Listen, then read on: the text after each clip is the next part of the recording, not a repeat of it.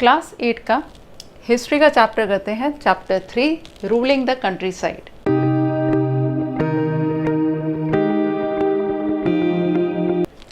Country side means जैसे शहर नहीं, उससे हटकर जहाँ पे एग्रीकल्चर होता है, जहाँ से टैक्सेस चाहिए थे अंग्रेज़ों को।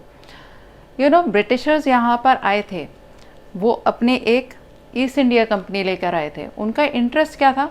मनी अर्न करना, ज़्यादा से ज़्यादा पैसा बनाना। कैसे? यहाँ से सस्ता सामान खरीद के और बाहर बेचना और ट्रेड करना। कैसे भी वो इंटरेस्टेड नहीं थे यहाँ का एडमिनिस्ट्रेशन देखने में, कैसे भी वो इंटरेस्टेड नहीं थे यहाँ का रेवेन्यू सिस्टम की देख रेख खुद करने में।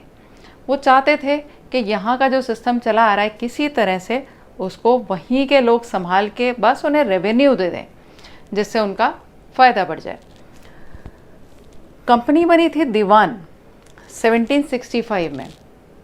ये आपको पहले भी हमने पढ़ा कि किस तरह से बंगाल के ऊपर कंट्रोल आ गया था और जो मुग़ल राजा था उसे ये देना ही पड़ा। दीवानी के राइट्स दिए 1765 में कंपनी को। दीवानी राइट्स मिलना मतलब वहाँ का टैक्स कलेक्ट करने का राइट मिल जाना। इससे कंपनी को क्या फ़ायदा हुआ?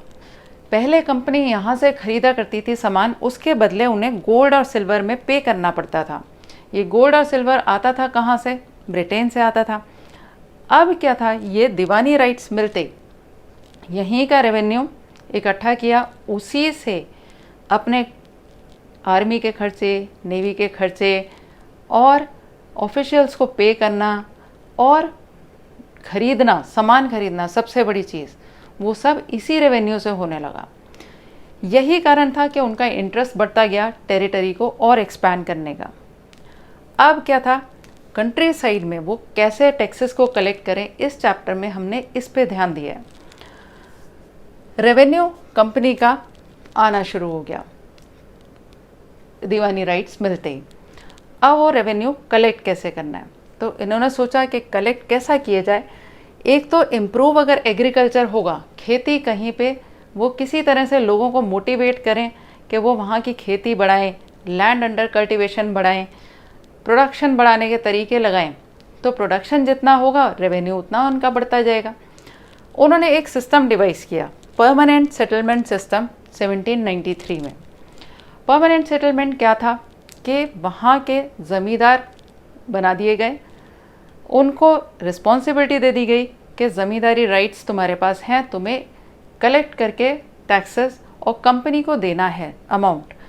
कंपनी को जो अमाउंट देना है वो उन्होंने फिक्स्ड अमाउंट रखा कि ये अमाउंट देना है।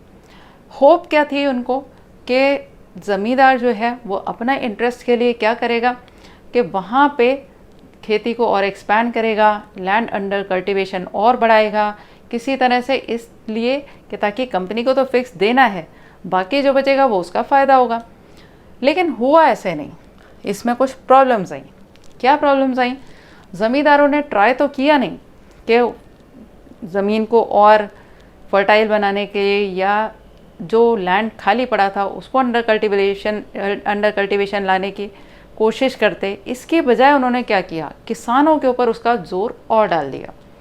किसानों के ऊपर कलेक्शन मतलब टैक्सेस बढ़ा दिए गए और टैक्सेस कलेक्ट करके कुछ ज़मींदार तो दे पाते थे, अधिकतर ज़मींदार दे नहीं पाते थे, तो उनके ज़मींदारी राइट्स उनसे छिन जाते थे और फिर वो ऑक्शन करके दूसरों को दे दिए जाते थे।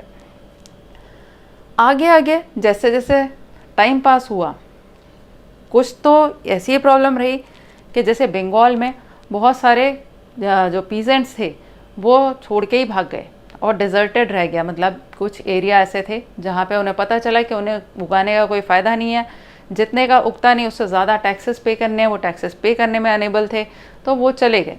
तो ये सिस्टम जो था वो ज़्यादा सक्सेसफुल नहीं रहा। थोड़ा सा टाइम बीतने के बाद कुछ ज़मींदारों को ये पेमेंट करना आसान इसलिए हो गया क्योंकि ग्रेन्स के प्राइसेस तो बढ़ गए, लेकिन कंपनी ने जो फिक्स किया था वो परमानेंट सेटलमेंट सिस्टम था, यानी कि वो फिक्स जो रेवेन्यू मांगते थे बस उतना ही पे करना था। तो रेट्स बढ़ते ही वो देना आसान हो गया। अब क्या लगा कंपनी को? ये लगा कि हम नुकसान में रह रहे हैं, ग्रेन्स के प्राइसेस बढ़ गए तो हमारे भी रेवेन्यू बढ़ना चाहिए। तो उन्होंने क्या किया? एक नया सिस्टम बनाया महलवारी सिस्टम। महल वो किसको पुकारते थे? विलेज को, विलेज को वो महल बोलते थे। तो उन्होंने गांव में सर्वे करके, जैसे देख के वहाँ का क्या कल्चर है, क्या क्या उगता है, उस तरह से, और सेट किया कि कितना कितना एक एक विलेज उनको कलेक्ट करके दे सकता है। विलेज हेडमैन जो होता था उसको ये रिस्पॉन्सिबिलिटी दी गई, और एक एक महल से कितना आना है, ये महलवारी सिस्टम था। मुनरो सिस्टम जो छोटे स्केल पे लेकिन साउथ इंडिया में ज़्यादा लगा था, ये रियोतवारी सिस्टम था, क्योंकि साउथ इंडिया में कोई ट्रेडिशनल ज़मींदार तो होते नहीं थे, मतलब कम उसमें थे। तो रियोतवारी सिस्टम वहाँ पे लगाया। रियोत मीन्स किसान, हर कल्टीवेटर जो है वो रियोत है। तो रियोतवारी सिस्टम में डायरेक्ट ही इनसे टैक्सेस कलेक्ट किए जाते थे। ये अलग अलग सिस्टम थे। अब क्या था, कहीं पे कोई प्रॉब्लम आ रही थी, कहीं पे कोई प्रॉब्लम आ रही थी। इंडिगो यहाँ पे एक ऐसी चीज़ थी, इंडिगो एक कलरिंग सब्सटेंस होता है जो इंडिया में उगता था। यहाँ के क्लाइमेट के हिसाब से सिर्फ यहाँ उग सकता था, वो यूरोप में उगाया नहीं जा सकता था। तो वहाँ के जो क्लॉथ्स बनाने वाले होते थे, उनको फैब्रिक को कलर करने के लिए वो चाहिए होती थी इंडिगो, और वो इंडिया में मिलती थी। तो वहाँ के प्लांटर्स ने यहाँ पे किसानों को एक्सप्लॉइट करके कैसे भी उनसे इंडिगो उगवानी शुरू करी, जिसे नील की खेती कहते हैं। वहाँ पे एक उससे हल्की क्वालिटी की चीज़ चलती थी, वुड। तो वुड का जो कलर था, उसके देखते हुए इंडिगो का कलर बहुत ब्राइट, बहुत अच्छा होता था। तो इंडिया की तरफ उनकी नज़रें आई कि यहाँ पे इंडिगो की खेती बहुत अच्छी हो सकती है। जहाँ जहाँ चावल उग सकता है, राइस की कल्टीवेशन जहाँ पे हो सकती है, बिल्कुल टाइमिंग भी राइस जैसी है, और जो सॉइल जितना पानी जैसा चाहिए होता है उसी तरह के इंडिगो की खेती होती है। तो वो इंडिया में आए, और ख़ास तौर पे बंगाल में, बिहार में ये इन्होंने दो सिस्टम में, एक नेज और एक रेयोत सिस्टम, इसके अंदर इसको शुरू किया।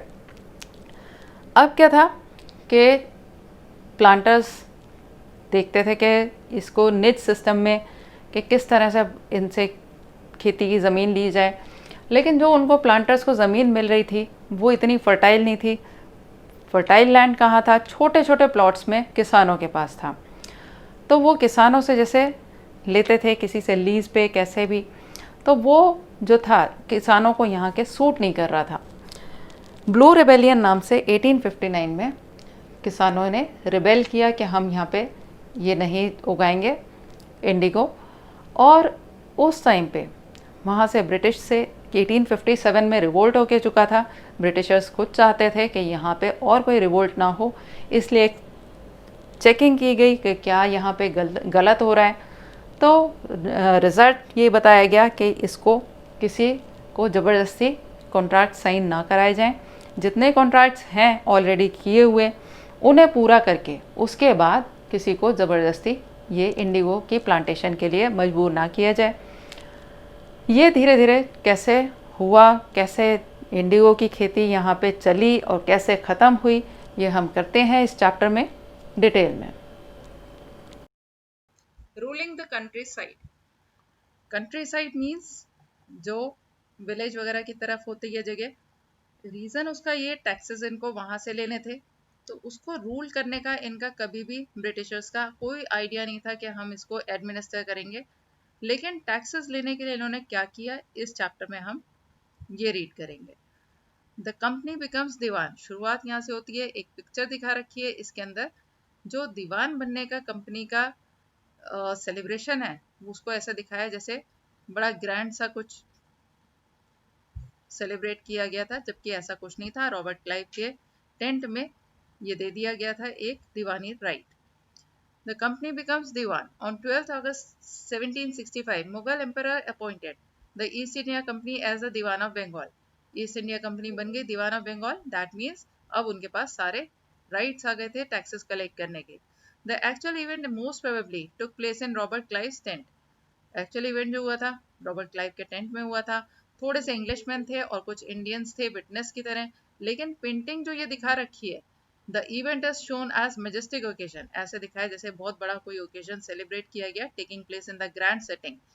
The painter was commission by Clive to record the memorable event in Clive's life. ये ऐसे ही किया करते थे, अपनी लाइफ का कोई भी चीज की मेमोरी रखने के लिए, उसका रिकॉर्ड रखने के लिए ये पेंटर से पेंट करा लेते थे. The grand of Deewani clearly was one such event in British imagination. ये ब्रिटिश इमेजिनेशन में ये ग्रांट ऑफ दीवानी जो हुआ था, दीवानी जो राइट्स दिए गए थे, वो उन्होंने इमेजिन ऐसा किया या शो करने की कोशिश करी कि ब्रिटेन में हम ऐसा शो करें जैसे कोई एक बहुत बड़ा ग्रैंड ओकेजन की तरह, मैजेस्टिक ओकेजन की तरह ये सेलिब्रेट किया गया था.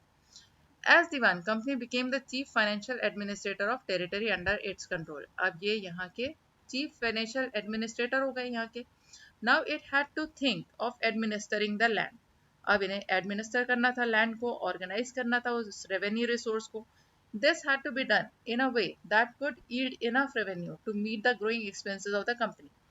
वो इस तरह से करना चाहते थे कि इतना सारा टैक्स आए कि जिससे जितनी ग्रोइंग एक्सपेंसेस हैं, एक्सपेंसेस जो कंपनी के बढ़ते जा रहे हैं, वो टैक्सेस से ही पूरे हो जाएं.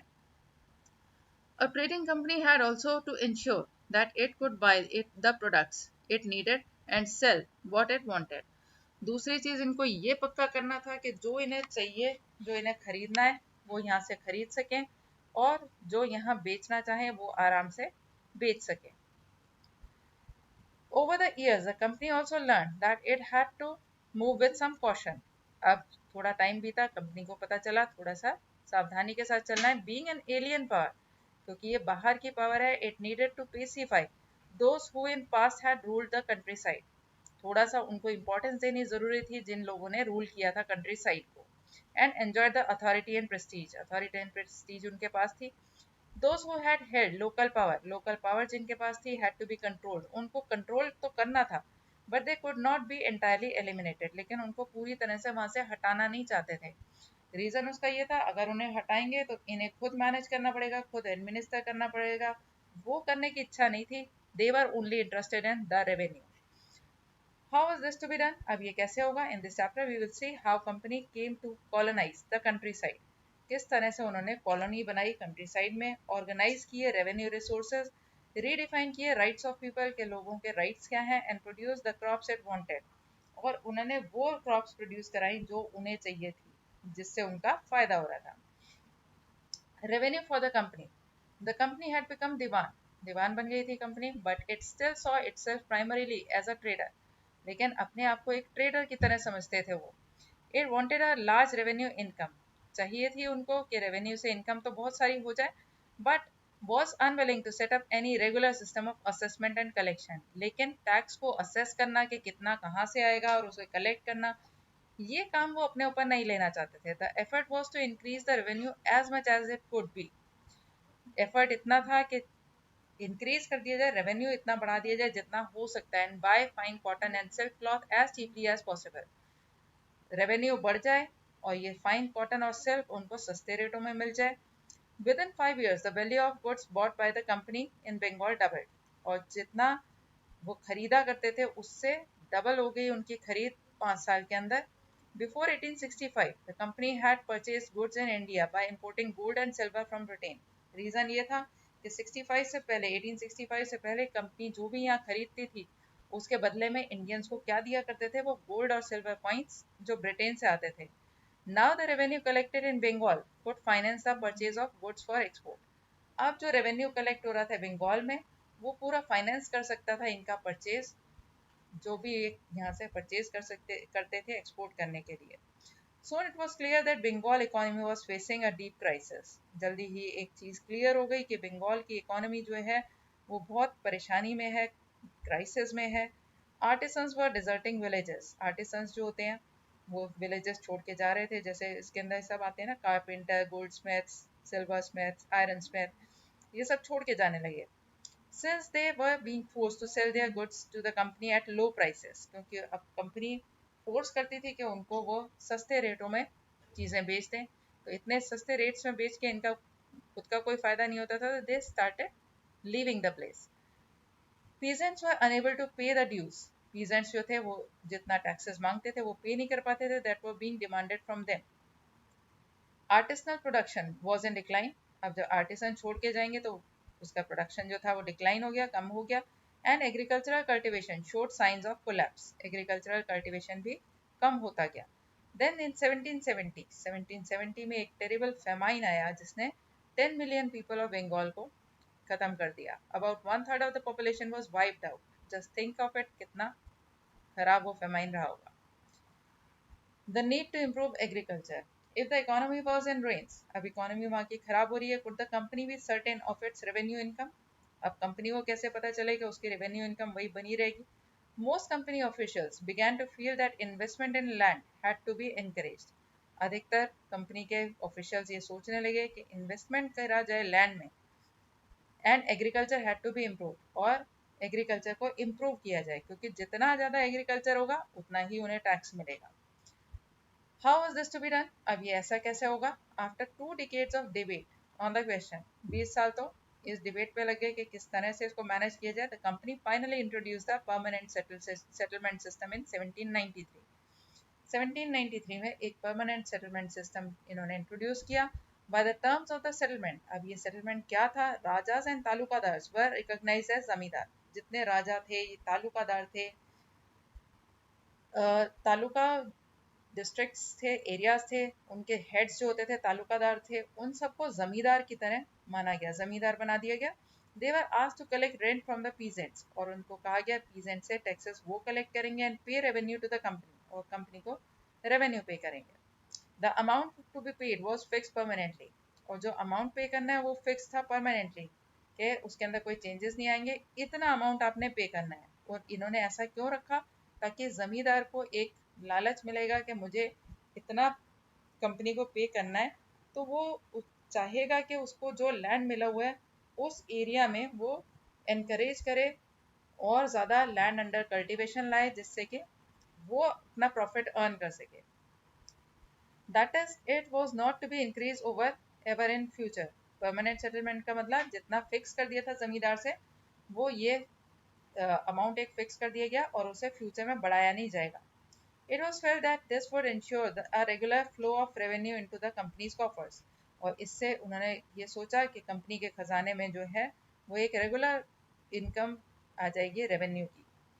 And at the same time encourage the जमींदार, और उसी टाइम जमींदार जो है वो उनको एक एनकरेजमेंट मिलेगा कि वो इन्वेस्ट करें, इम्प्रूव करें लैंड को। Since the revenue demand of state would not be increase, और क्योंकि डिमांड जो है रेवेन्यू की वो स्टेट तो बढ़ाएगा नहीं, कंपनी तो बढ़ाएगी नहीं, तो जमींदार जो है अपना प्रॉफिट बनाने के लिए would benefit from the increase production from the land, तो वो प्रोडक्शन फ्रॉम लैंड को बढ़ाने की कोशिश करेगा जिससे उसका ज़्यादा से ज़्यादा फायदा हो। बट प्रॉब्लम क्या आई? Permanent settlement however created problems, इससे प्रॉब्लम्स ही आई।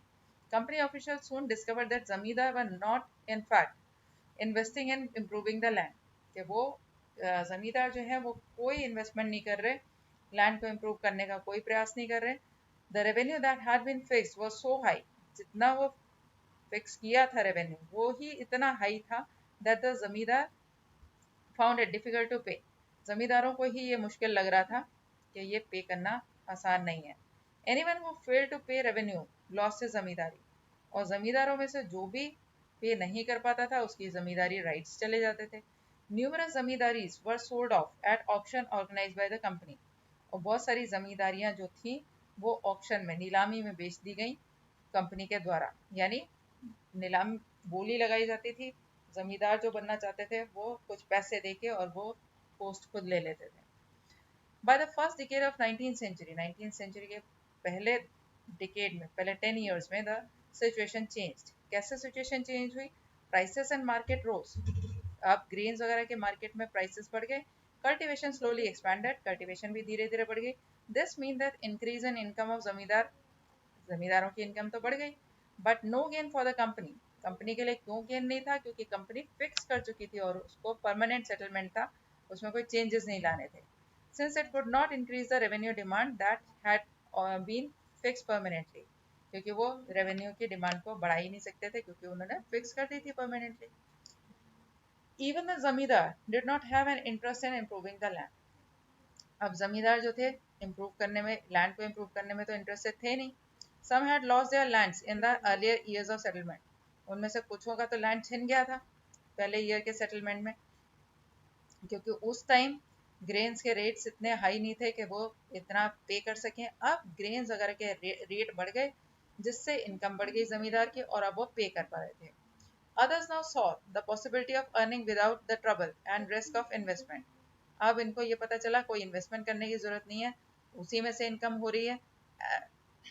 As long as the जमींदार could give out the land to the tenants and get rent, जमींदार जब तक लैंड दे सकते थे किराए किराए देने वालों को और उनको रेंट मिलता था, they were not interested in improving the land. वो इसी में इंटरेस्टेड थे, रेंट आ जाए उनके पास जमीन का, उसी में वो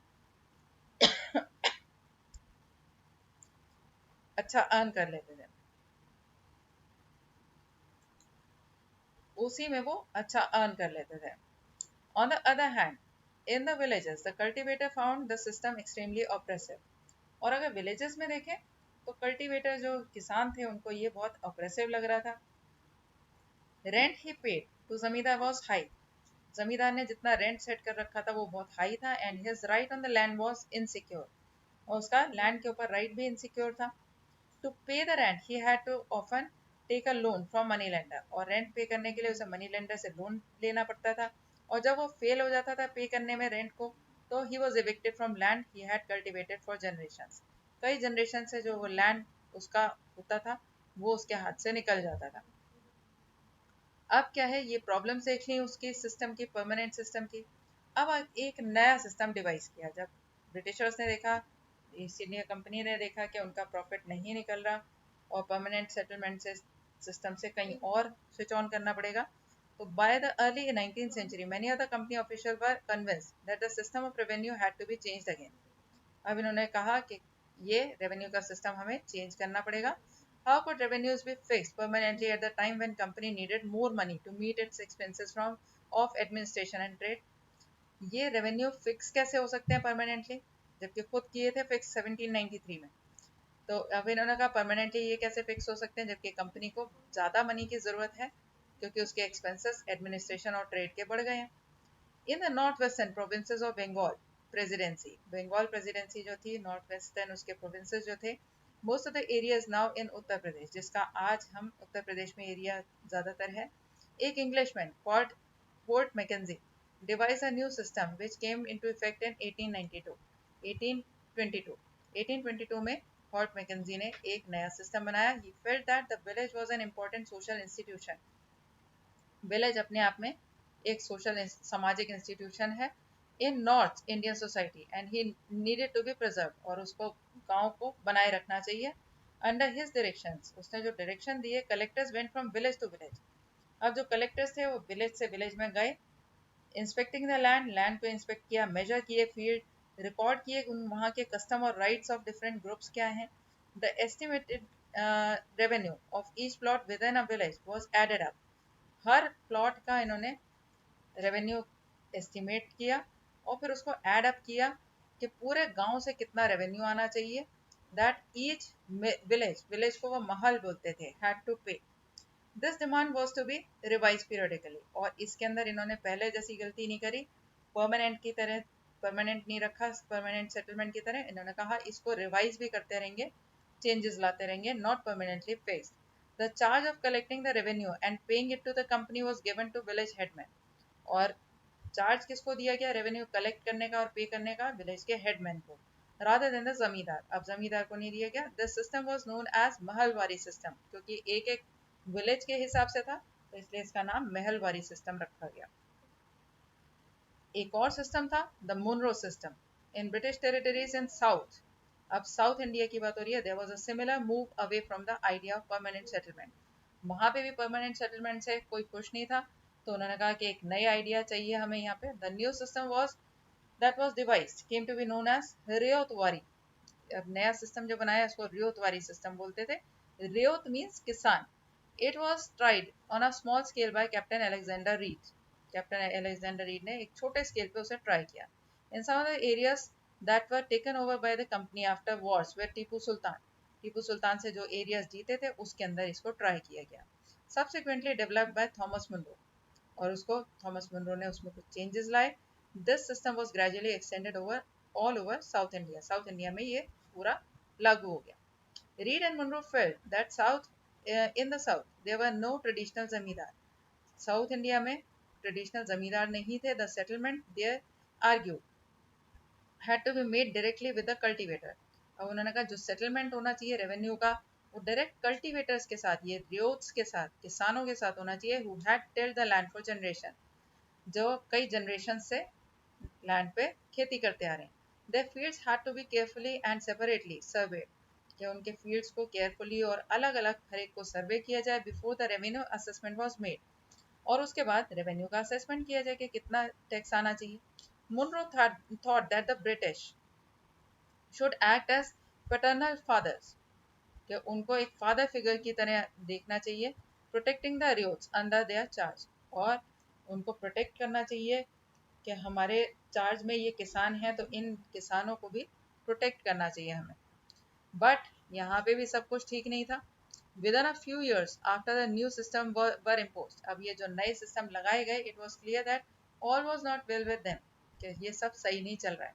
Driven by the desire to increase the income from land, अब इच्छा थी कि लैंड से ज़्यादा टैक्स निकाला जाए.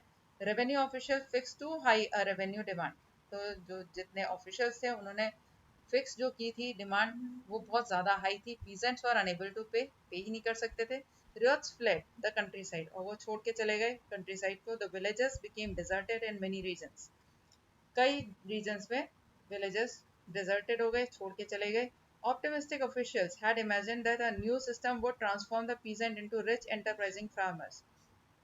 जबकि बड़े आशावादी ऑफिशियल्स थे, वो उन्होंने क्या आशा करी थी कि यहाँ के पीजेंट्स जो हैं वो बड़े रिच और एंटरप्राइजिंग फार्मर्स हो जाएंगे, लेकिन ऐसा हुआ नहीं. रीज़न उसका ये था कि जो टैक्सेस कलेक्ट करने के लिए जो फिक्स किए गए थे वो बहुत ज़्यादा हाई थे.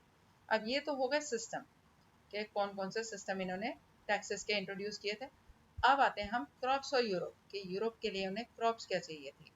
The British also realise that the countryside could not only yield revenue, एक तो रेवेन्यू मिल सकता है उन्हें कंट्री साइड से, it could also grow the crops that Europe required, और उसके अलावा वो क्रॉप्स ग्रो कर सकते हैं जो यूरोप में डिमांड में है. By the late 18th century, the company was trying its best to expand the cultivation of opium and indigo. जिन चीज़ों की ज़रूरत थी ओपियम और इंडिगो, उनको वो कल्टीवेशन उनका बढ़ाना चाहते थे.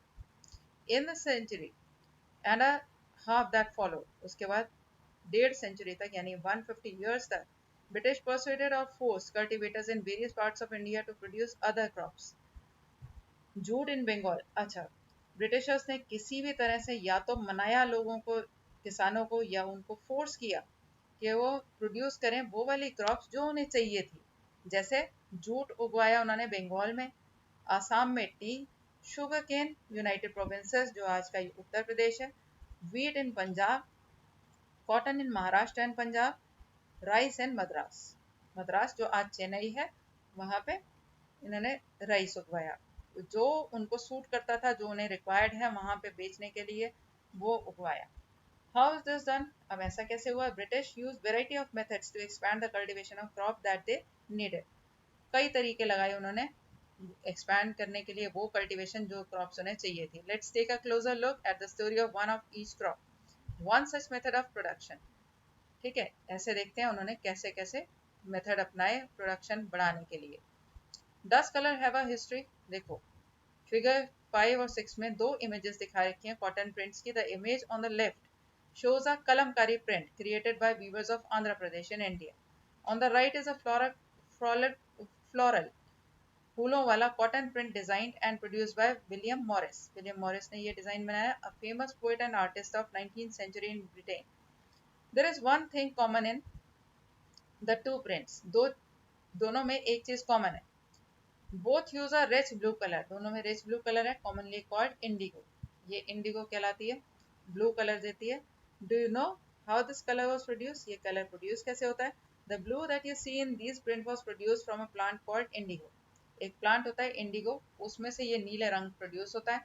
It is likely that blue die used in the Morris prints in 19th century Britain was manufactured from Indigo plants cultivated in India. ये जो मॉरिस ने प्रिंट्स बनाए हैं 19th सेंचुरी में ब्रिटेन में, वो भी मैन्युफैक्चर हुए हैं इसी इंडिगो प्लांट के कलर से, जो कि कल्टीवेट हुआ था इंडिया में।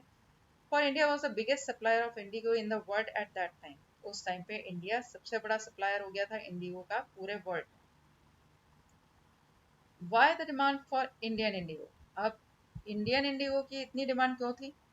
The Indigo plant grows primarily in tropics. Equator के आसपास के एरिया में उगता है इंडिगो।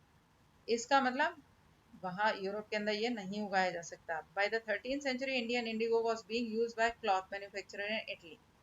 13th सेंचुरी में इंडियन इंडिगोस को यूज करते थे इटली में कलर लाने के लिए। France and Britain to dye cloth. और फ्रांस और ब्रिटेन ये सब, इटली फ्रांस ब्रिटेन ये सब क्लॉथ्स को डाई करने के लिए यूज करते थे।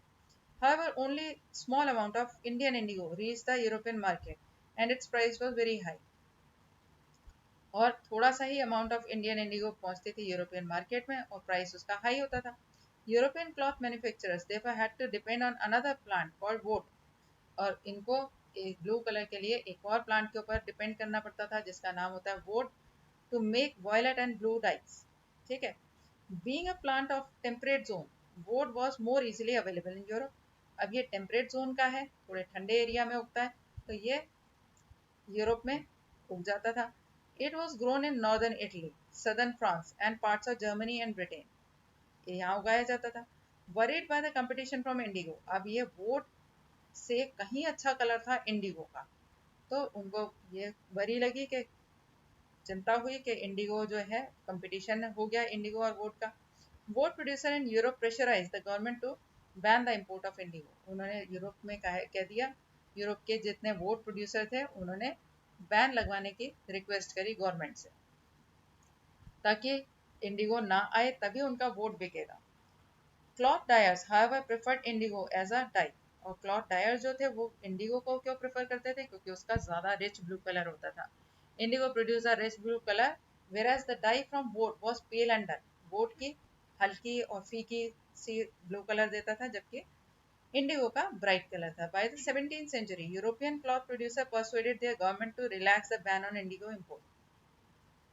और क्लॉथ प्रोड्यूसर ने फिर गवर्नमेंट को तैयार कर लिया कि वो रिलैक्स कर दें वो बैन जो इन्होंने इंडिगो इंपोर्ट पे लगा रखा था। फ्रेंच बिगैन कल्टिवेटिंग इंडिगो इन सेंट डोमिंग इन कैरिबियन आइलैंड। कैरिबियन आइलैंड में जो एरिया एक्वायर कर रखा था फ्रेंच पीपल ने, वहां पे उन्होंने इंडिगो उगानी शुरू कर दी। पोर्टुगीज इन ब्राजील, पोर्टुगीज ने ब्राजील में उगाई। In England, English in Jamaica, English लोगों ने जमाइका में। And the Spanish in Venezuela, Spanish लोगों ने वेनेजुएला में उगाई। Indigo plantation also came up in many parts of northern America. North America में भी बहुत सारी प्लांटेशन इंडिगो की गई। By the end of 18th century, the demand for Indian indigo grew further। 18th century खत्म होते होते, यानी जब तक 1700 समथिंग चल रहा था, तो इंडियन इंडिगो की डिमांड और ज़्यादा बढ़ गई। British began to industrialize and its cotton production expanded dramatically। British ने इंडस्ट्रियलाइज करना शुरू किया, यानी वहाँ इंडस्ट्रीज लगी, वहाँ का कॉटन प्रोडक्शन जो था बहुत ज़्यादा बढ़ा। Creating an enormous new demand for cloth dyes. Cloth ज़्यादा बनेगा तो उसकी डाइज भी ज़्यादा ज़रूरी होंगी, ज़रूरत पड़ेगी। While the demand for indigo increased, its existing supplies from West Indies and America collapsed for a variety of reasons। Demand बढ़ रही है, लेकिन वेस्ट इंडीज और अमेरिका से जो उनकी सप्लाई थी वो किसी कारण से कम हो गई। Between 1783 and 1789, the production of indigo in the world fell by half। Indigo production आधा रह गया। Cloth dyers in Britain now depended desperately looked for new sources of indigo supply। अब उन्हें चाहिए था, डायर्स को तो इंडिगो चाहिए थी और इसकी सप्लाई कम हो गई, तो उनको अब नए सोर्स चाहिए। इंडिगो सप्लाई कहाँ से आए? अब ये इंडिगो कहाँ से आए? Britain turns to India. Britain ने आइडिया लगाया कि ये इंडिया में ही उगवाई जाए। Face with the rising demand for indigo in Europe, Europe में उसकी डिमांड बढ़ती जा रही थी। The company in India looked for ways to expand the area under indigo cultivation. अब इन्होंने तरीके लगाए कि यहाँ पे इंडिगो कल्टीवेशन किस तरह से बढ़ाई जाए। From the last decades of 18th century, indigo cultivation in Bengal expanded rapidly and Bengal indigo came to dominate the world market। Last decades जब थे 18th century के, तो cultivation बंगाल में बड़ी तेजी से बढ़ी इंडिगो की, और ये डोमिनेट करने लगी पूरे वर्ल्ड मार्केट को। In 1788, only about 30% of the indigo imported into Britain was from India. तो 1788 में ही 30% जो इंडिगो का था वो यहाँ से जाया करता था इंडिया से, लेकिन 1810 में the proportion had gone up to 95%। सोचो कितना बढ़ गया, 30% से 95% जितनी जाती थी वो इंडिया से जाने लगी। इसका मतलब कितना ज़्यादा एरिया इंडिगो प्रोड्यूस करने लगा इंडिया में। As the indigo trade grew, जैसे इंडिगो का ट्रेड बड़ा, कॉमर्शियल एजेंट्स और ऑफिशियल जो कंपनी के थे वो इन्वेस्ट करने लगे इंडिगो प्रोडक्शन में। Over the years many company official left their jobs to look after their indigo business। Indigo business इतना अच्छा चलने लगा कि उन्होंने अपनी कंपनी की जॉब तो छोड़ दी और वो इंडिगो प्लांटेशन में बिजी हो गए। Attracted by the prospect of high profits, और खूब प्रॉफिट्स बनेंगे, numerous Scotsmen and Englishmen came to India. बहुत सारे स्कॉटिश लोग, इंग्लिश लोग इंडिया में आ गए एंड बिकेम प्लांटर्स। यहाँ पे आके प्लांटर्स बन गए इंडिगो के। Those who had no money to produce indigo could get loan from the company. अब ये कैसे करते थे, परसुएट कैसे करते थे किसानों को कि जिनको लोन नहीं मिल रहा तो वो जिनके पास, किसानों के पास पैसा नहीं है तो उनको कंपनी लोन दे दिया करती थी। And the banks that were coming up at the time, जो बैंक थी वो भी उनको लोन दे दिया करती थी।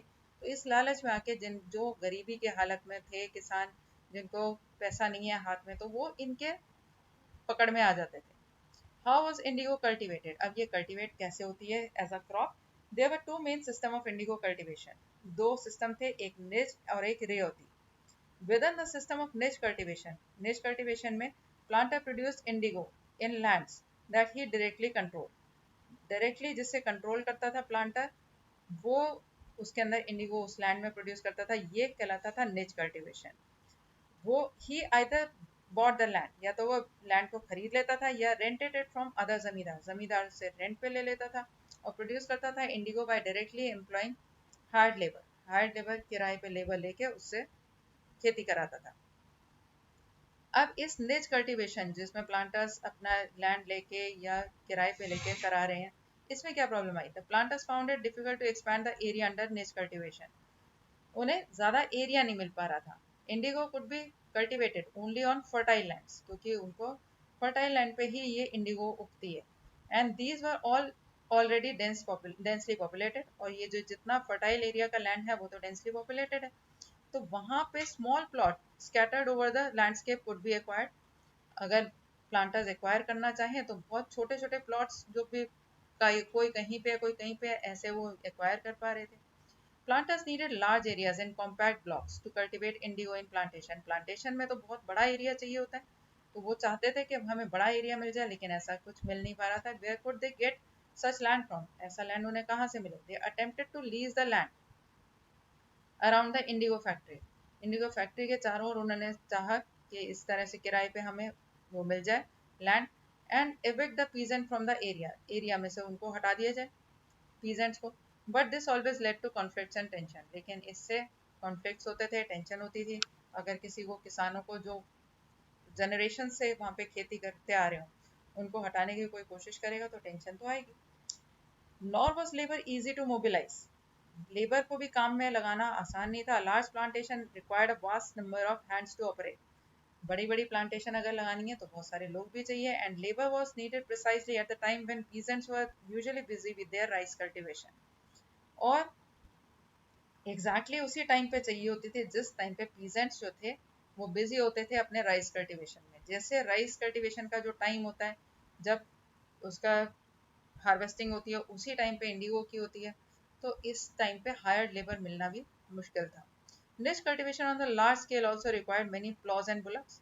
प्लॉज और बुलक्स की भी जरूरत पड़ेगी। 1 bigha of indigo cultivation required 2 applause.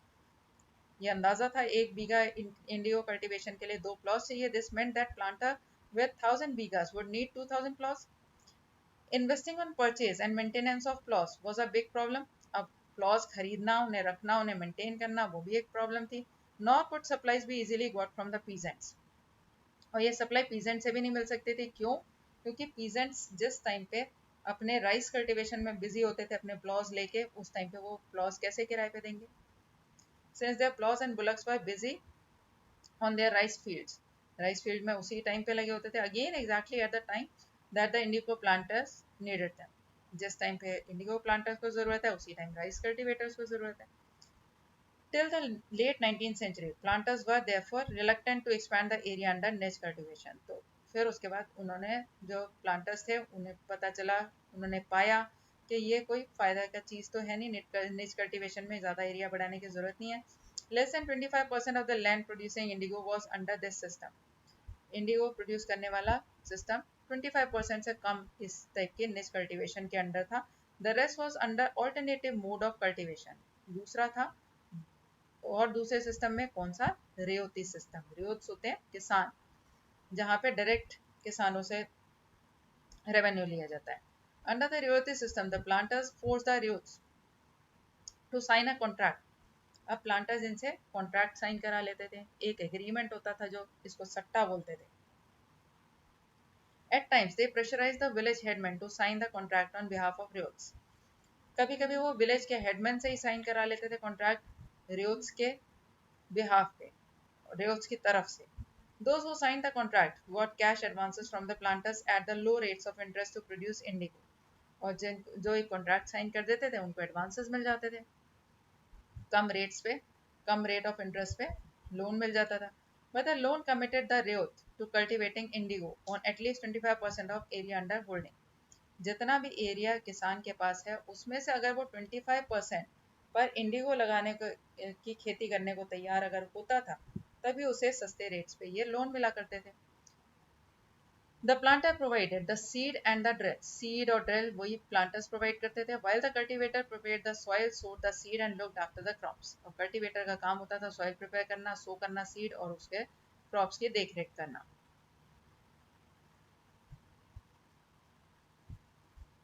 When the crop was delivered to the planters after the harvest, harvest के बाद जब प्लांटर के पास क्रॉप्स जाती थी, a new loan was given to the ryot. Ryot को फिर से एक नया लोन मिल जाता था, and the cycle started all over again। और किसानों के पास क्योंकि रेडी कैश नहीं होता था, वो थोड़े गरीब होते थे, तो जब उनको एकदम कैश सामने नजर आता था लोन में मिल रहा है, तो वो लालच में आके फिर से ले लिया करते थे। तो इस तरह से ये साइकिल चल जाती थी। Peasants who were initially tempted by the loan soon realized how harsh the system was। जो लालच में आ जाते थे लोन्स के, उन्होंने जल्दी ही ये रियलाइज किया कि ये कितना हार्श सिस्टम है, very low and the cycle of loans never ended. और ये जो वो प्रोड्यूस कर रहे हैं उसका प्राइस उन्हें बहुत कम मिल रहा है, और साइकिल ऑफ लोन जो है वो कभी खत्म नहीं होती। There were other problems too. इसके अलावा और भी प्रॉब्लम थी। Planters usually insisted that indigo be cultivated on the best soils in which peasant preferred to cultivate rice।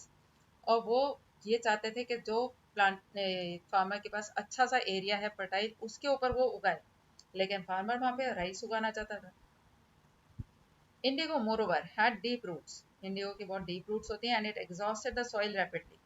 और सॉइल की फर्टिलिटी को वो एकदम कम कर देती है। After an indigo harvest the land could not be sown with rice. Indigo उगाने के बाद वहां पे राइस नहीं उगता था, ये इस टाइप की फसल थी। फिर उसके बाद जब किसान परेशान आ गए, उन्होंने एक ब्लू रेबेलियन शुरू किया। इन मार्च 1859 thousands of riots in Bengal refused to grow indigo। 1859 में बहुत सारे रियोट्स ने मना कर दिया, बहुत सारे किसानों ने मना कर दिया कि वो इंडिगो नहीं उगाएंगे। As the rebellion spread, rebellion और बड़ा, ryots refuse to pay rents to the planters. उन्होंने प्लांटर्स को रेंट देने को मना कर दिया। Attacked indigo factories armed with swords and spears, bows and arrows। जो भी हथियार थे वही लेके वो, चाहे स्वॉर्ड स्पीयर लेके वो इंडिगो फैक्ट्रीज में अटैक किए उन्होंने। Women turn up to fight with pots, pans and kitchen implements. Women भी किचन के ही सामान लेके लड़ने के लिए आ गई। Those who work for planters were socially boycotted. अब समाज में भी ऐसा हो गया कि जो प्लांटर्स के लिए काम करते थे उनको समाज ने बॉयकॉट करना शुरू कर दिया, उनका बहिष्कार करना शुरू कर दिया, उनसे बात नहीं करते थे, लेन देन नहीं करते थे। एंड द गोमस्थास, गोमस्थास कौन होते थे? एजेंट ऑफ प्लांटर्स, प्लांटर्स के एजेंट होते थे gomasthas, who came to collect rent when were beaten up. वो रेंट जब कलेक्ट करने आते थे तो उनकी पिटाई कर दिया करते थे। Riots swore that they would no longer take advances to sow indigo nor be bullied by planters lathiyals। कि अब वो एडवांसेस नहीं लेंगे, ना ही प्लांटर्स के लठियाल से। लठियाल मतलब वो जो लठैत होते हैं, जो डराने धमकाने के लिए साथ में रहा करते थे, ना उनसे डरेंगे। The lathi wielding strong man maintain by planters, planters in लाठी वाले लोगों को अपने पास रखा करते थे। Why did Indigo peasant decide that they would no longer remain silent? ऐसा क्यों डिसाइड किया कि अब वो साइलेंट नहीं रहेंगे? What gave them power to rebel? ये रिबेल करने की पावर कहाँ से आई? Clearly the Indigo system was intensely oppressive. ये सच में बहुत दबाव डालने वाला था, but those who are oppressed do not always rise up in rebellion. लेकिन असलियत तो ये होती है कि जिन पे भी दबाव डाला जाता है ज़रूरी नहीं है कि वो रिबेल करें। They do so only at times, कभी कभी ही करते हैं। 1859 में indigo ryots felt that they had support of local zamindar. ऐसा रिबेल क्यों कर पाए? क्योंकि उन्होंने रियलाइज किया कि लोकल जमींदार भी उनके साथ में है, विलेज हेडमैन भी उनके रेबेलियन में उनके साथ हैं प्लांटर्स के अगेंस्ट। बहुत सारे विलेजेस में headman who had been forced to sign indigo contracts, जिनको पहले फोर्स किया था कि वो कॉन्ट्रैक्ट साइन करें, उन्हीं ने मोबिलाइज किया indigo peasant and fought pitched battles with the lathiyals. Lathiyals के साथ लड़ाई करने के लिए उन्होंने ही उकसाया। In other places, even the zamindar went around the villages urging the ryots to resist the planters. और कहीं कहीं कहीं विलेजेस में जमींदार खुद जाके किसानों से कहते थे कि प्लांटर्स की बात ना मानो। These zamindars were unhappy with the increasing power of planters. ये जमींदार क्योंकि खुद पावरफुल होते हैं, वहां पे प्लांटर्स की जो वो बढ़ती जा रही थी पावर, उससे वो परेशान आके उन्होंने विलेजर्स से फार्मर से ऐसा कहना शुरू किया। And angry at being forced by the planter to give them land on long leases. और इससे भी गुस्सा थे कि प्लांटर्स उनको बहुत लंबी लंबी लीज पे उनसे लैंड ले लिया करते थे। Indigo peasant also imagined that British government would support them in their struggle. Indian peasant को ये भी लगा कि ब्रिटिश गवर्नमेंट जो है वो भी उन्हें सपोर्ट करेगी उनके स्ट्रगल में against planters. After the revolt of 1857 के रिवोल्ट के बाद the British government was particularly worried about the possibility of another popular rebellion. और 1857 में अभी अभी रिवोल्ट हो चुका था, तो गवर्नमेंट को वैसे ही थोड़ी चिंता थी कि कहीं दोबारा रिबेलियन ना हो जाए। When the news spread of the simmering revolt in Indigo district, जब ये न्यूज़ फैली कि रिवोल्ट अब तैयार हो रहा है कुछ एरियाज में, lieutenant governor toured the region in the winter of 1859 में लेफ्टिनेंट गवर्नर आया, उसने टूर किया यहाँ पे। The Riots saw the tour as a sign of government sympathy for their plight. और रियोट्स को ये समझ आया, किसानों को समझ आया कि ये गवर्नमेंट का एक साइन है सिंपैथी का, गवर्नमेंट भी उनके साथ सिंपैथी रख रही है, उनके कष्ट को समझ रही है। When in Barasat, the magistrate Ashley Eden issued a notice stating that Riots would not be compelled to accept indigo contracts. Ashley Eden ने एक नोटिस जारी किया था, उसमें स्टेटमेंट ये था कि अब उनको कंपेल नहीं किया जाएगा कि वो इंडिगो के कॉन्ट्रैक्ट्स लें। The word went around that Queen Victoria had declared that indigo need not be sown. अब लोगों में ये बात फैल गई कि क्वीन विक्टोरिया ये चाहती है कि इंडिगो अब ना उगाई जाए। Eden was trying to placate the peasant and control the explosive situation. Eden actually क्या चाहता था कि किसी तरह से पीजेंट्स को शांत कर लिया जाए और ये एक्सप्लोजिव सिचुएशन जो क्रिएट हो रही है उसको रोक दिया जाए। But his action was read as support for rebellion. लेकिन सबने इसको क्या सोचा उसके एक्शन को कि ये सपोर्ट कर रहा है हमारे रेबेलियन को।